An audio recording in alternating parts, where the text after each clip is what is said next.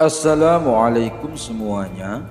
Semoga kalian semua dalam keadaan sehat dan dilancarkan rezekinya.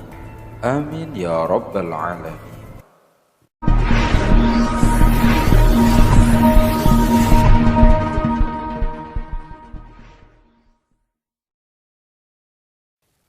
Beberapa hari ini Baginda Raja sedang diselimuti duka sebab sahabatnya yang juga seorang hakim telah meninggal dunia. Sahabatnya itu merupakan hakim yang sangat bijaksana dan adil dan paling benci dengan praktek suap menyuap. Oleh sebab itulah Baginda menjadikan sahabatnya itu sebagai hakim agung di pemerintahan pusat karena kejujurannya dalam mengemban amanah. Hidupnya terbilang sederhana. Ia mengambil bayarannya sebagai hakim hanya sebagian, dan sebagiannya lagi ia sedekahkan kepada fakir miskin. Berbeda dengan pejabat-pejabat istana yang lain yang hidup dalam kemewahan dan bergemilangan harta. Namun sekarang sahabatnya itu telah tiada. Baginda Raja pun bingung, siapakah yang pantas menjadi penggantinya. Pengennya sih menunjuk Abu Nawas, tapi itu tidak mungkin karena Abu Nawas pasti akan menolaknya seperti yang sudah-sudah. Kalaupun dipaksa, yang ada malah akan membuat Baginda Raja menanggung malu. Mungkin Abu Nawas bisa memecahkan masalah ini. Aku akan coba bertanya kepadanya, pikir Baginda Raja. Kemudian Baginda Raja memerintahkan beberapa pengawal untuk memanggil Abu Nawas. Singkat cerita, Abu Nawas pun datang ke istana dan menghadap Baginda Raja. "Ada gerangan apa Baginda memanggil hamba?" tanya Abu Nawas. "Hai Abu Nawas, kamu tahu kan kalau hakim yang saya tempatkan di pemerintahan pusat sudah meninggal dunia.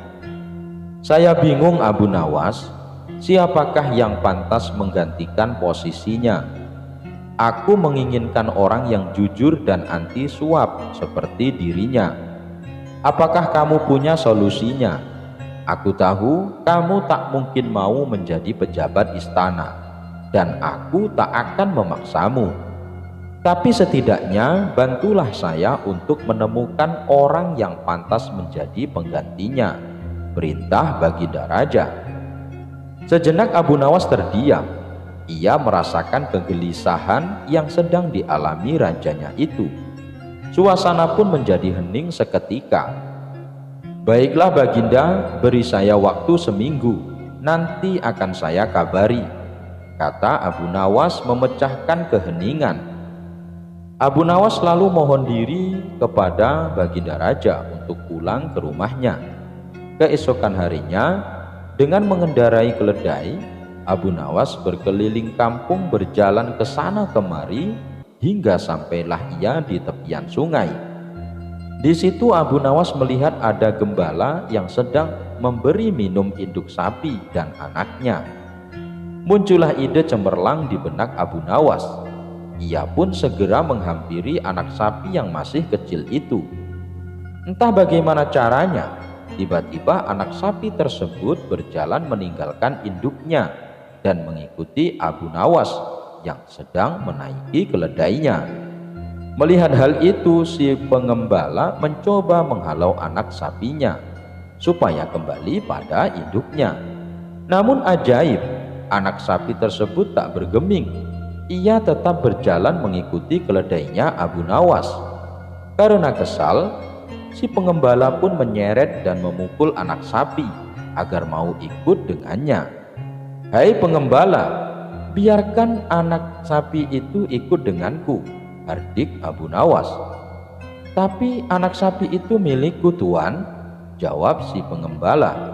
"Bukan, anak sapi itu adalah milikku. Dia lahir dari keledaiku ini," balas Abu Nawas. "Bagaimana mungkin? Jelas-jelas anak sapi ini milikku. Itu induk sapinya," protes pengembala sambil menunjuk induk sapi di sampingnya. "Kalau dia anak dari induk sapi kamu, pasti dia akan ikut dengannya. Buktinya ia malah ikut dengan keledaiku, berarti ia anak dari keledaiku, kata Abu Nawas tak mau kalah. Tentu suasana pun semakin memanas. Masing-masing dari mereka tak ada yang mau mengalah. Akhirnya Abu Nawas berkata, lebih baik kita selesaikan masalah ini di pengadilan, biar Tuan Hakim yang memutuskan. Baiklah, balas setuju dengan usulan Abu Nawas. Maka pergilah mereka berdua ke rumah hakim pertama. Sebelum sidang dimulai, Abu Nawas menawari hakim pertama dengan iming-iming uang banyak, supaya Abu Nawas bisa memenangkan perkaranya. Hakim pertama tergiur dengan tawaran Abu Nawas, tapi ia bingung bagaimana caranya supaya perkara ini dimenangkan oleh Abu Nawas. Itu mudah saja. Tuan Hakim putuskan saja kepada siapa anak sapi tersebut akan ikut, maka dialah pemiliknya. Sang hakim lalu memutuskan seperti permintaan Abu Nawas. Ketika anak sapi itu dilepaskan, si anak sapi selalu mengikuti keledai Abu Nawas. Walhasil, Abu Nawaslah yang berhak atas anak sapi tersebut. Merasa keputusan hakim pertama tidak adil, si pengembala mengajak Abu Nawas menemui hakim kedua. Hakim kedua juga ditawari iming-iming uang banyak oleh Abu Nawas, supaya dia bisa memenangkan perkaranya. Hakim kedua juga tergiur dengan tawaran Abu Nawas. Ia memutuskan perkara sesuai arahan Abu Nawas, seperti yang dilakukan oleh hakim pertama. Abu Nawas pun kembali memenangkan perkaranya atas kepemilikan anak sapi. Upaya si pengembala dalam meminta keadilan kembali menemui kegagalan. Ia lalu mengajak Abu Nawas pergi ke rumah hakim ketiga. Seperti biasa, sebelum persidangan dimulai, Abu Nawas menemui hakim. Tidak untuk menjawabnya dengan uang yang banyak, namun hakim ketiga ini sepertinya enggan mengadili perkara tersebut. Tentu saja hal ini membuat Abu Nawas heran berkali-kali. Anda kenapa tidak mau mengadili perkara ini, Tuan Hakim? Apakah uang yang saya berikan kurang banyak? Abu Nawas, bukan masalah uang, tapi saya lagi kena menstruasi. Pantangan bagi saya memutuskan suatu perkara apabila saya sedang datang bulan, jawab hakim ketiga. Abu Nawas semakin heran dengan jawaban Tuan Hakim.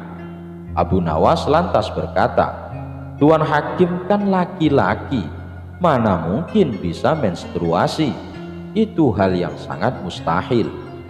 Dengan tenang, hakim menjawab, begitu juga dengan anak sapi. Sejak kapan keledai bisa melahirkan anak sapi? Meskipun anak sapi berjalan mengikuti keledai kamu, bukan berarti anak sapi itu lahir dari keledaimu. Abu Nawas terdiam, lalu ia kembali bertanya, jadi menurut pendapat Tuan Hakim, anak sapi itu milik siapa? Dengan tegas, hakim ketiga menjawab, sudah jelas, si pengembala itu punya induk sapi, tentu dialah pemiliknya. Abu Nawas tersenyum dengan keputusan hakim ketiga. Ia pun mengembalikan anak sapi itu kepada si pengembala. Sebelum berpamitan kepada Tuan Hakim, Abu Nawas berkata, Tuan Hakim, besok Anda ikut saya ke istana. Baginda Raja membutuhkanmu sebagai hakim agung di istana. Abu Nawas merasa puas dan lega. Tugas dari Baginda Raja telah ia selesaikan, karena ia telah menemukan hakim yang tepat untuk ditempatkan di istana sebagai hakim agung. Konon, di zaman Raja Harun ar-Rasyid, sebelum ada yang namanya toilet, yang ada hanya sungai untuk buang hajat. Suatu ketika, Sang raja merasa perutnya sedang sakit dan sudah tidak bisa lagi untuk diajak kompromi. Seketika itu juga Raja Harun ar-Rasyid meminta para pengawal untuk mendampinginya ke sungai demi menuntaskan hajatnya. Kebetulan sungai di situ mengalir ke arah selatan. Sudah menjadi kebiasaan di kalangan masyarakat, jika sang raja sedang buang hajat di sungai, maka rakyat dilarang keras buang hajat di sebelah utaranya raja, karena dikhawatirkan kotoran tersebut akan mengalir ke arah selatan dan mengenai badan sang raja. Bagi yang melanggar, maka akan mendapatkan hukuman berat dari sang raja. Namun kali ini peraturan tersebut tidak diindahkan oleh Abu Nawas. Abu Nawas dengan santainya juga ikut buang hajat di sebelah utara agak jauh dari sang raja. Di saat asyik buang hajat, tiba-tiba saja ada suatu benda yang menyenggol pantat raja. Tanpa berpikir panjang, benda tersebut langsung dipegang dan dilihat oleh raja. Dan alangkah kagetnya, ternyata benda tersebut adalah kotoran manusia. Kontan saja hal itu membuat sang raja naik pitam, dan seketika itu juga raja menyuruh para pengawalnya untuk menelusuri sungai di belahan utara dan menangkap orang yang buang hajat. Benar saja, di sebelah utara agak jauh dari posisi sang raja, terlihat sosok Abu Nawas sedang buang hajat dengan santainya. Saat itu juga para pengawal langsung menangkap dan membawanya ke hadapan raja untuk dihukum. Ketika di hadapan raja, Abu Nawas memprotes pada raja, kenapa dia ditangkap dan akan dihukum. Raja pun menjawab bahwa perbuatan Abu Nawas itu telah melecehkan privasinya dan menginjak-injak harga dirinya sebagai raja. Kamu memang tidak punya tata krama. Berani-beraninya kamu buang hajat di sebelah utaraku, sehingga kotoranmu mengenai badanku. Kini kamu harus menerima hukuman dariku, bentak sang raja. Maaf, tunggu sebentar wahai raja, selah Abu Nawas. Ada apa? Kali ini tidak ada lagi ampunan bagimu, Abu Nawas, sahut sang raja geram. Tunggu sebentar, tolong beri saya kesempatan untuk menjelaskannya. Saya melakukan itu semua karena saya sangat menghargai engkau wahai raja, kata Abu Nawas. Mendengar hal itu, Raja Harun ar-Rasyid langsung sedikit tertegun dengan apa yang disampaikan oleh Abu Nawas. Perbuatan seperti itu kamu bilang malah menghormati aku, tanya raja keheranan. Begini raja, selama ini jika raja tengah mengadakan perjalanan dengan rakyat atau bersama pengawal, tidak ada satupun dari rakyat atau pengawal yang berani mendahului jalannya baginda raja. Begitu juga dengan saya. Ketika saya ikut rombongan baginda raja, posisi ketika berjalan tidak berani mendahului raja. Itu saya lakukan karena saya menjaga tata krama dan sopan santun kepada baginda raja, bilang Abu Nawas. Ya bagus, tapi apa hubungannya dengan perbuatanmu sekarang ini? Tanya baginda raja. Begini baginda, saya menghormati engkau tidak setengah-setengah. Ketika saya buang hajat, saya memilih di sebelah utara raja, dan hal ini saya lakukan karena saya khawatir jika di sebelah selatan raja, maka nanti kotoran saya tidak sopan kepada kotoran raja, karena sudah berani berjalan mendahului kotoran raja. Ini semua saya lakukan demi tata krama saya kepada kotoran raja, jelas Abu Nawas. Mendengar penjelasan Abu Nawas, raja pun tersenyum. Mendengar penjelasan Abu Nawas, raja pun tersenyum. Dia tidak jadi marah dan menghukum Abu Nawas, tetapi Abu Nawas malah diberi hadiah karena alasannya masuk akal. Ketika memasuki kota Kufah, sang raja teringat kepada Abu Nawas. Beliau merasa rindu kepadanya. Sang raja segera memerintahkan para pengawalnya untuk mencari Abu Nawas dan membawa ke hadapannya. Raja memberikan amanah kepada para pengawal supaya memberi pakaian berwarna hitam dan celana panjang kepada Abu Nawas untuk ditaruh di atas kepala jika ia telah ditemukan. Dalam hati para pengawal, ini merupakan permintaan yang sangat aneh. Meski begitu, tetap saja mereka melaksanakan perintah itu. Sekian lama mencari ke seluruh penjuru kota, Abu Nawas akhirnya ditemukan juga. Para pengawal raja membawanya untuk menghadap raja. Setelah melakukan sebuah perjalanan cukup jauh, Abu Nawas dan para pengawal tiba di depan raja. Abu Nawas telah mengenakan pakaian hitam serta celana panjang yang dikenakan di atas kepalanya. Tiba di depan raja, Abu Nawas langsung berkata, "Wahai tuanku, Amirul Mukminin, aku mohon kepada Allah Subhanahu wa Ta'ala, semoga Dia memberi rezeki dan meluaskan anugerahnya kepada engkau." "Amin, jazakallah khair Abu Nawas," jawab Raja Harun ar-Rasyid. Setelah peristiwa aneh itu, Baginda Raja segera pergi untuk melanjutkan perjalanannya, meninggalkan Kufah. Para penduduk Kufah sangat heran melihat sikap Abu Nawas tersebut, mendoakan orang yang telah menyuruhnya meletakkan celana panjang di atas kepala. "Hai Abu Nawas, seperti itukah caranya engkau mendoakan Amirul Mukminin?" tanya para warga yang menyaksikan peristiwa itu. "Diam kalian semua, tak ada yang lebih disukai oleh Amirul Mukminin selain harta dan uang," jawab Abu Nawas tanpa beban.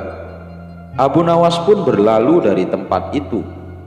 Entah didorong rasa iri atau hendak mencari muka, ada seorang yang mengadukan ucapan Abu Nawas kepada raja yang menyebutkan bahwa raja menyukai harta dan uang. Maka raja mengumpulkan mereka semua. Alangkah terkejut pelapor itu dengan jawaban atas ucapan Abu Nawas tersebut. Sesungguhnya ia tidak berdusta. Abu Nawas telah berkata benar. Orang yang melapor menjadi sangat malu oleh kejadian ini. Begitulah raja bijak, siap dikritik, bahkan ikhlas menerima kritikan demi kemajuan akhlak dan iman. Maksud Abu Nawas adalah mengingatkan kepada raja tentang cinta terhadap dunia. Jangan sampai cinta kita kepada dunia menyebabkan kita lalai untuk mengingat Allah Subhanahu wa Ta'ala. Diam-diam ternyata Abu Nawas memiliki istri yang sangat pencemburu. Pada saat Abu Nawas sering pulang larut malam, sang istri selalu marah-marah kepadanya. Pada suatu hari, Abu Nawas keluar rumah hingga larut malam. Hal ini membuat istrinya merasa gelisah dan emosi karena sudah berjam-jam menunggu di rumah. Dia pun tidak bisa tidur gara-gara Abu Nawas belum pulang. Bahkan sang istri telah menyiapkan suatu rencana untuk memarahi Abu Nawas ketika dia pulang nanti. Waktu pun sudah beranjak larut malam. Di luar begitu gelap, tetapi Abu Nawas belum juga kembali pulang. Tiba-tiba saja dalam kondisi seperti itu, terdengar suara orang yang hendak masuk dari jendela rumah yang terbuat dari kayu. Mendengar suara itu, istri Abu Nawas pun langsung siap siaga untuk melancarkan aksinya. Dia menuju jendela rumah sambil memegang sepotong kayu berukuran lumayan besar. Dia berpikir bahwa Abu Nawas sengaja masuk rumah melalui jendela karena takut dimarahi oleh istrinya. Tak lama kemudian masuklah seseorang melalui jendela yang ukurannya relatif kecil. Dalam kondisi yang gelap, wajah orang tersebut tak kelihatan. Akan tetapi istri Abu Nawas yang sudah tersulut emosinya langsung saja memukul kayu yang dibawanya ke orang tadi. Dia memukul secara membabi buta hingga membuat orang yang dikira suaminya itu jatuh tak berdaya ke lantai. "Ampun, ampun," ujar orang tersebut. Tentu saja pukulan membabi buta yang dilakukan istri Abu Nawas tersebut membuat orang itu terkapar tak berdaya. Istri Abu Nawas pun merasa puas dengan tindakannya ini, menganggap bahwa tindakannya setimpal dengan kesalahan suaminya, Abu Nawas. "Ayo cepat bangun. Lain kali jangan diulangi lagi dengan pulang larut malam," kata istri Abu Nawas dengan nada tinggi. Setelah ditunggu beberapa menit, orang tersebut tidak bangkit-bangkit dari pingsannya. Maka istri Abu Nawas mulai penasaran dengan keadaan orang tersebut. Dalam keadaan cahaya yang kurang, istri Abu Nawas berusaha melihat dengan seksama orang yang telah dipukulnya tadi. Betapa kagetnya istri Abu Nawas, ternyata orang yang dipukulnya tadi bukan suaminya. Dia tidak mengenal sama sekali wajah orang yang dipukulnya tadi. Dalam kondisi seperti itu, istri Abu Nawas kemudian menyebut orang itu sebagai pencuri. Ia pun kemudian berteriak sekeras-kerasnya, "Ada pencuri, tolong, tolong, tolong!" teriak istri Abu Nawas ketakutan. Tentu saja teriakan istri Abu Nawas tersebut membuat warga di sekitar rumah Abu Nawas berhamburan dan menangkap pencuri tersebut. Tak lama kemudian, banyak warga yang sudah berkumpul di rumah Abu Nawas. Mereka kemudian menangkap dan mengikat pencuri yang masih pingsan di lantai rumah. Para warga pun terkejut dengan kejadian tersebut. Ada seorang pencuri yang dapat ditangkap dan ditaklukkan oleh seorang wanita. Bahkan pencuri itu babak belur dipukuli oleh istri Abu Nawas. Wah, hebat sekali. Pencuri ini sampai pingsan tak berdaya di lantai. Mungkin butuh berminggu-minggu agar bisa pulih kembali seperti sedia kala, kata salah satu warga. "Maaf Pak, saya tak bermaksud menyakitinya, apalagi sampai separah itu, hanya suatu kekeliruan saja," kata istri Abu Nawas berusaha menjelaskan. "Kekeliruan bagaimana?" tanya warga tersebut. "Waktu itu dia masuk melalui jendela dapur. Saya kira suami saya yang baru pulang, makanya langsung saya memukulinya tanpa ampun," jelas istri Abu Nawas lagi. Tak beberapa lama kemudian Abu Nawas pun datang di tengah-tengah mereka. Ia terkejut melihat banyak warga yang berkumpul di rumahnya. Setelah mendengar cerita pencuri yang babak belur dihajar istrinya, dia pun tersenyum kecut dan bersyukur dalam hati. "Untung saja bukan saya yang dihajar, makanya jangan main pukul, beginilah akibatnya," kata Abu Nawas. Meskipun demikian, Abu Nawas merasa bangga dengan istrinya yang sanggup melumpuhkan pencuri seorang diri. Kecerdasan Abu Nawas benar-benar menghibur Raja Harun ar-Rasyid. Suatu saat sang raja terlihat murka melihat pekerjaan pengawal kerajaan yang selalu tidak beres. Setelah diselidiki, ternyata para pengawal itu suka mabuk-mabukan. "Wahai pengawalku semua, sudah sering aku peringatkan agar engkau jangan mabuk-mabukan, ujar Raja Harun ar-Rasyid. Para pengawal kerajaan terlihat begitu gemetar. Mereka tak berani menatap mata rajanya. Kepala mereka tertunduk sebagai pengakuan rasa bersalah. Ceritakan kepadaku, dari mana kalian mendapatkan arak-arak itu? Tanya Raja Harun ar-Rasyid. Untuk beberapa saat, para pengawal tak mau mengaku juga. Namun ketika Raja Harun membentak, akhirnya mereka mengaku juga. Abu Nawaslah yang membawa arak-arak itu ke istana. Kami juga diajari mabuk-mabukan olehnya, ujar salah seorang pengawal. Jika demikian, cepat bawa Abu Nawas ke hadapanku.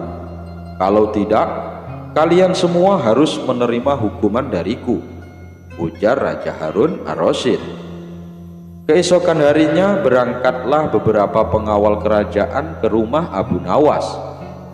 Sesampainya di rumah sederhana Abu Nawas, mereka kemudian memberitahukan maksudnya. Bawalah botol ini ke hadapan raja dan katakan semua ini atas perintahku, ujar salah satu pimpinan pengawal itu. Tunggu dulu, dengan minuman arak ini aku pasti akan dihukum oleh raja, ucap Abu Nawas. Benar, tapi jika engkau berhasil lolos dari hukuman raja, aku akan memberimu sejumlah dinar, ucap pengawal itu.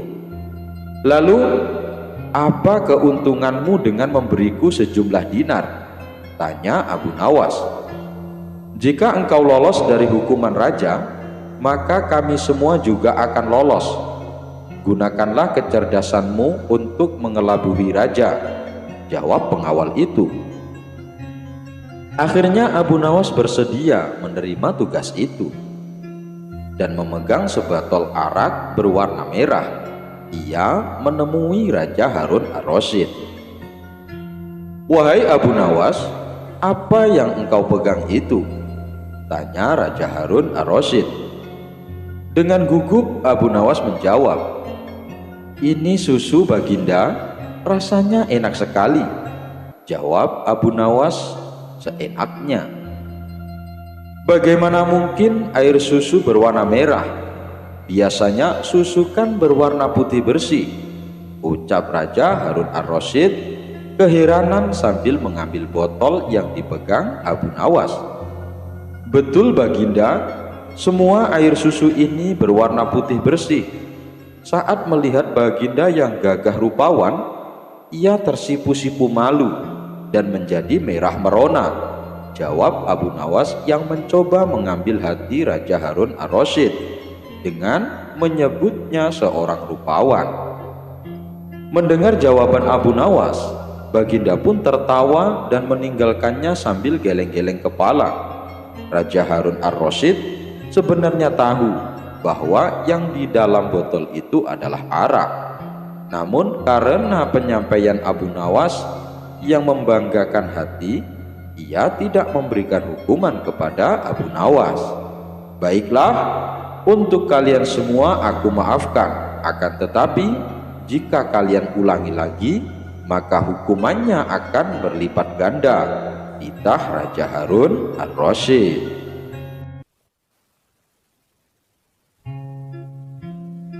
Mencium pantat ayam. Pada suatu hari, Raja Harun ar-Rasyid sedang galau dengan sikap Abu Nawas.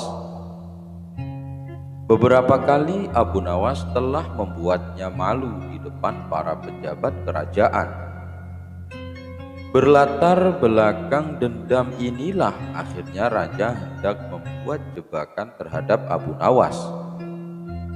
Jika Abu Nawas gagal menghadapi jebakan tersebut, maka hukuman akan diberikan kepadanya.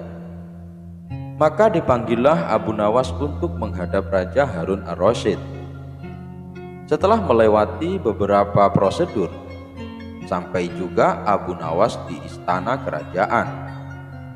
Sang raja lalu memulai pertanyaannya. "Wahai Abu Nawas, di depan mejaku itu ada sepanggang daging ayam yang lezat dan enak dilahap. Tolong segera ambilkan." Abu Nawas tampak bingung dengan perintah tersebut, karena tak biasanya dia disuruh mengambilkan makanan raja. "Mungkin raja ingin menjebakku. Aku harus waspada," kata Abu Nawas dalam hati. Abu Nawas pun akhirnya menuruti perintah itu. Setelah mengambil ayam panggang sang raja, Abu Nawas kemudian memberikannya kepada raja. Namun sang raja belum langsung menerimanya. Ia bertanya lagi, "Abu Nawas, di tangan kamu ada sepotong ayam panggang lezat. Silahkan dinikmati." Begitu Abu Nawas hendak menyantap ayam panggang tersebut, tiba-tiba raja berkata lagi, "Tapi ingat Abu Nawas, dengarkan dulu petunjuknya. Jika kamu memotong paha ayam itu, maka aku akan memotong pahamu. Dan jika kamu memotong dada ayam itu, maka aku akan memotong dadamu. Tidak hanya itu saja, jika kamu memotong dan memakan kepala ayam itu, maka aku akan memotong kepalamu. Akan tetapi kalau kamu hanya mendiamkan saja ayam panggang itu, akibatnya kamu akan aku gantung." Abu Nawas merasa bingung dengan petunjuk yang dititahkan raja itu. Dalam kebingungannya, ia semakin yakin jika hal itu hanya akal-akalan Raja Harun ar-Rasyid saja demi untuk menghukumnya. Tidak hanya Abu Nawas saja yang tegang, tapi juga semua pejabat kerajaan yang hadir di istana tampak tegang pula. Mereka hanya bisa menebak dalam hati tentang maksud dari perintah rajanya itu. Hampir 10 menit lamanya Abu Nawas hanya membolak-balikan ayam panggang itu. Sejenak suasana menjadi hening. Kemudian Abu Nawas mulai mendekatkan ayam panggang itu tepat di indera penciumannya. Para hadirin yang datang atas undangan raja mulai bingung dan tidak mengerti apa yang dilakukan Abu Nawas. Kemudian terlihat Abu Nawas mendekatkan indera penciumnya tepat di bagian pantat daging ayam bakar yang kelihatan sangat lezat itu. Beberapa menit kemudian ia mencium bagian pantat ayam bakar itu. Setelah selesai mencium pantat ayam bakar itu, kemudian Abu Nawas berkata, "Jika saya harus memotong paha ayam ini, maka Baginda akan memotong pahaku. Jika saya harus memotong dada ayam ini, maka Baginda akan memotong dadaku. Jika saya harus memakan dan memotong kepala ayam ini, Baginda Raja akan memotong kepalaku. Tetapi coba lihat, yang saya lakukan adalah mencium pantat ayam ini," kata Abu Nawas. "Apa maksudmu, wahai Abu Nawas?" tanya Baginda Raja. "Maksud saya adalah kalau saya melakukan demikian, maka Baginda juga akan membalasnya demikian, layaknya ayam ini. Nah, saya hanya mencium pantat ayam panggang ini saja, maka Baginda juga harus mencium pantat ayam panggang ini pula," jelas Abu Nawas. Sontak saja penjelasan Abu Nawas itu membuat suasana yang tegang menjadi tampak tak menentu. Para pejabat yang hadir menahan tawa, tetapi ragu-ragu karena takut dihukum raja. Sementara itu, Raja Harun ar-Rasyid yang mendengar ucapan Abu Nawas mulai memerah mukanya. Raja tampak malu untuk kesekian kalinya. Untuk menutupi rasa malunya itu, beliau memerintahkan Abu Nawas untuk pulang dan membawa pergi ayam panggang yang lezat itu "Wahai Abu Nawas, cepat pulanglah. Jangan sampai aku berubah pikiran," kata Raja Harun ar-Rasyid. Setibanya di rumah, ia mengundang beberapa tetangganya untuk berpesta ayam panggang. Untuk kesekian kalinya, Abu Nawas sukses mempermalukan Raja Harun ar-Rasyid di depan para pejabat kerajaan.